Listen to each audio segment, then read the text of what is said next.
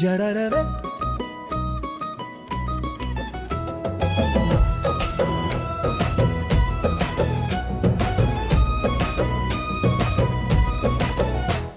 ಭಕ್ತಿಯಿಂದ ಬನ್ನಿ ಮಹೋತ್ಸವಕ್ಕೆ, ನೀಡಿರಿ ಶುದ್ಧ ಹೃದಯದ ಕಾಣಿಕೆ.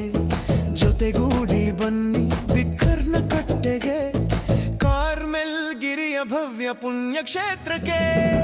ಇರುವರಲ್ಲಿ ದಿವ್ಯ ಬಾಲರು, ಭಕ್ತರನ್ನು ಸದಾ ಕಾಯುವರು, ಕರಗಳೆತ್ತಿ ಜಗವ ಹರಸುವರು, ದುಃಖಿತರ ಸಾಂತ್ವನ ದಾತರು.